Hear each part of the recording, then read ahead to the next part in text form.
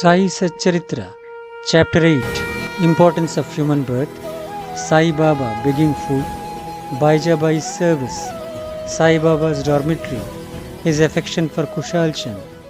As hinted in the last chapter, Himad Pant now explains at length in his preliminary remarks on the importance of human birth and then proceeds to relate how Sai Baba begged his food, how Baijabai served him, how he slept in the masjid with Tatya, Kote, Patil and Mahalsapati, and how he loved Kushal Chand of Rahata. Importance of human birth. In this wonderful universe, God has created billions, 84 lakhs according to the Hindu Shastra calculations, of creatures or beings, including gods, demigods, insects, beasts, and men, inhabiting heaven, hell, earth, ocean, sky, and other intermediate regions. Of these, those creatures or souls whose merits preponderate go to heaven and live there till they enjoy the fruits of their actions, and when this is done, they are cast down, while those souls whose sins or demerits preponderate go down to hell and suffer the consequences of their misdeeds for so long a time as they deserve. When their merits and demerits balance each other, they are born on earth as human beings and are given a chance to work out their salvation. Ultimately, when their merits and demerits both drop down or are got rid of completely, they get their deliverance and become free. To put the matter in a nutshell, souls get their births or transmigrations according to their deeds and intelligence. Special value of the human body. As we all know, 4 things are common to all the creatures: need for food, need for sleep, fear, and craving for sexual union. In the case of man, he is endowed with a special faculty, that is knowledge, with the help of which he can attain God vision, which is impossible in any other birth. But it is for this reason that gods envy man's fortune and aspire to be born as man on earth so as to get their final deliverance. Some say there is nothing worse than the human body, which is full of filth, mucus, phlegm, and dirt, and which is subject to decay, disease, and death. This is no doubt true to a certain extent, but in spite of these drawbacks and defects, the special value of the human body is that man has got the capacity to acquire knowledge. It is only due to the human knowledge that one can think of the perishable and transitory nature of the body itself and of the world, and get a disgust for the sense enjoyments, and can discriminate between the unreal and the real, and thus attain God vision. So, if we reject or neglect the body because it is filthy, we lose the chance of God vision, and if we fondle it and run after sense enjoyments because it is precious, we go to hell. The proper course, therefore, for us is to pursue the following. The body should neither be neglected nor fondled, but should be properly cared for, just as a traveler on horseback takes care of his pony on the way till he reaches his destination and returns home. Thus the body should ever be used or engaged to attain God vision or self-realization, which is the supreme end of life.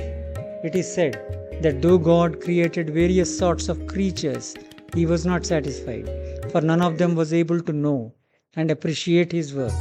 So he had to create a special being, man, and endow him with a special faculty, that is knowledge.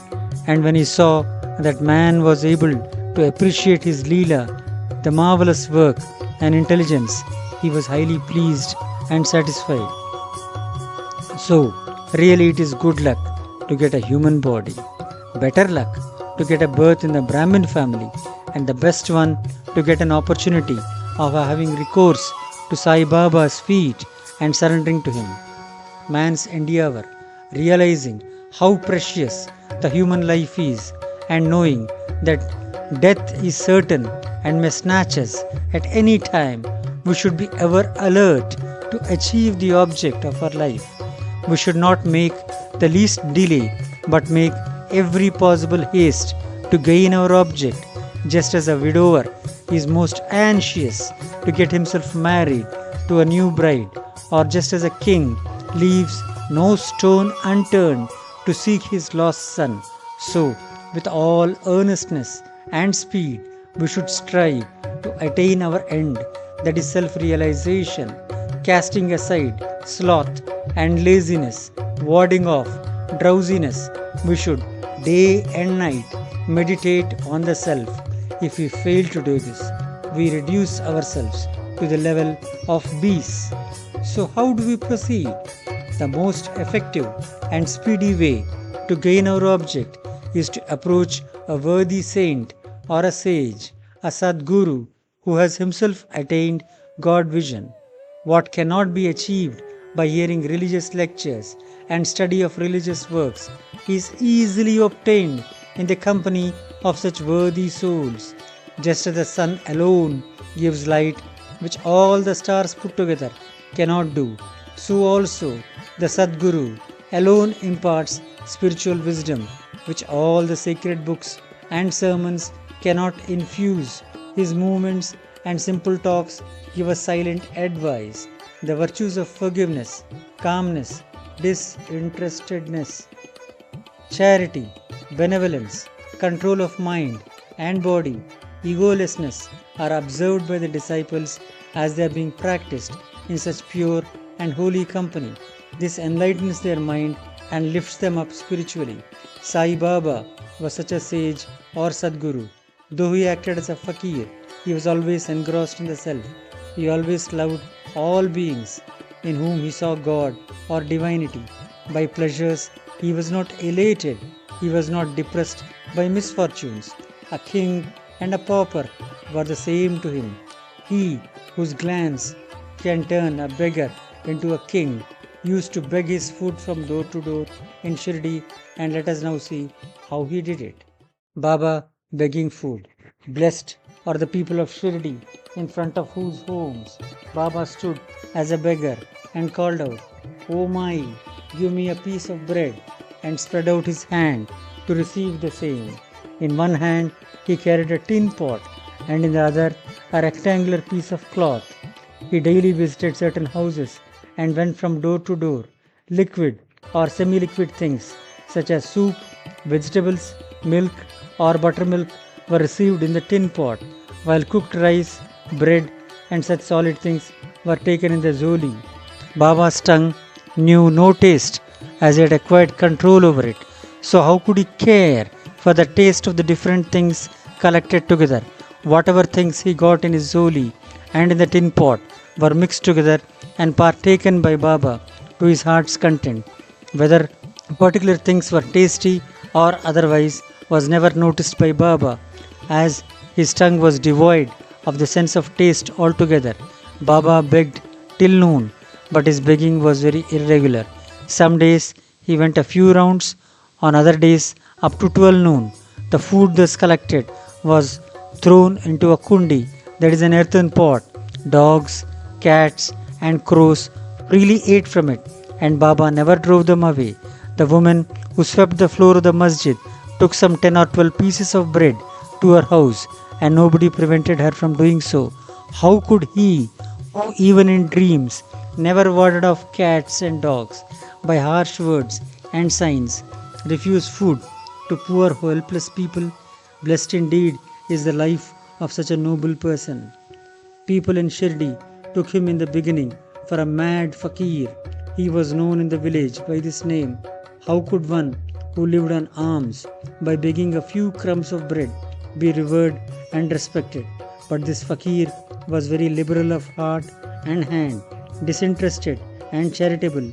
Though he looked fickle and restless from outside, he was firm and steady inside. His way was inscrutable. Still, even in that small village, there were a few kind and blessed people who recognized and regarded him as the great soul. One such instance is given below. Baijaba's brilliant service Tatya Kote's mother, Baijabai, used to go to the woods every noon with a basket on her head containing bread and vegetables. She roamed in the jungle about 3 miles, trampling over bushes and shrubs in search of the mad fakir, and after hunting him out, fell at his feet. The fakir sat calm and motionless in meditation while she placed a leaf before him, spread the eatables, bread, vegetables, and fed him forcibly. Wonderful was her faith and service. Every day she roamed at noon in the jungles and forced Baba to partake of lunch. Her service, upasana, or penance, by whatever name we call it, was never forgotten by Baba till his Mahasamadhi. Remembering fully what service she rendered, Baba benefited her son magnificently. Both the son and mother had great faith in the fakir who was their God. Baba often said to them that fakir was the real lordship, as it was everlasting, and the so-called lordship was transient. After some years, Baba left off going into the woods, began to live in the village, and take his food in the masjid. From that time, Bajabai's troubles of roaming in the jungles also ended. Dormitory of Trayo, ever blessed are the saints in whose heart Lord Vasudev dwells, and fortunate indeed are the devotees who get the benefit of the company of such saints. Two such fortunate fellows, Tatya Kote Patil and Bhagat Mahalsapati, equally shared the company of Sai Baba. Baba also loved them both equally. These 3 persons slept in the masjid with their heads towards the east, west, and north, and with their feet touching one another at the center. Stretching their beds, they lay on them, chit-chatting and gossiping about many things till late at midnight. If any one of them showed any signs of sleep, others would wake him up. For instance, if Tatya began to snore, Baba at once got up and shook him from side to side and pressed his head. If it was Mahalsapati, he hugged him close, stroked his legs, and kneaded his back. In this way, for full 14 years, Tatya, leaving his parents at home, slept in the masjid on account of his love for Baba. How happy and never to be forgotten were those days. How to measure that love and how to value the grace of Baba. After the passing away of his father, Tatya took charge of the household affairs and began to sleep at home. Kushal Chand of Rahata, Baba loved Ganpat Kote Patil of Shirdi. He equally loved Chandraban Seth Marwadi of Rahata.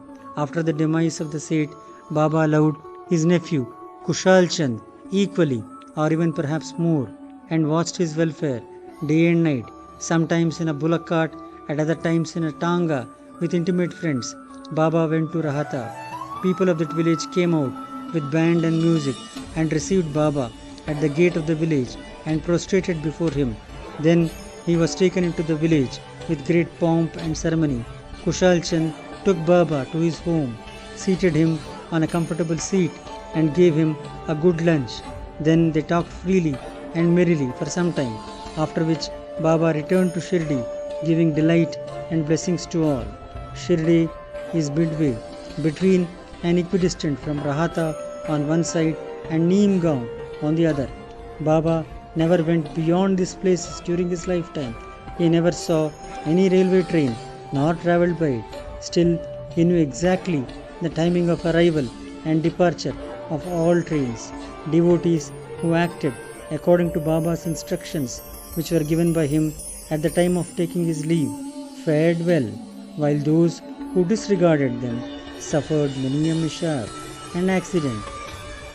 More about this and other matters will be told in the next chapter. Bow to Sri Sai. Peace be to all. Sarve Jana Sukhino Bhavantu. End of chapter 8. For our readers, no matter where you are, we have made it easy to listen to and learn the 53 chapters of Sai Satcharitra in a simple and understanding manner through the Sanatana Nidhi application. Download the Sanatana Nidhi app and learn about the life of Sai Baba. Additionally, participate in our special quiz program and stand a chance to be winners. After each chapter, take part in the quiz to test your knowledge and win prizes.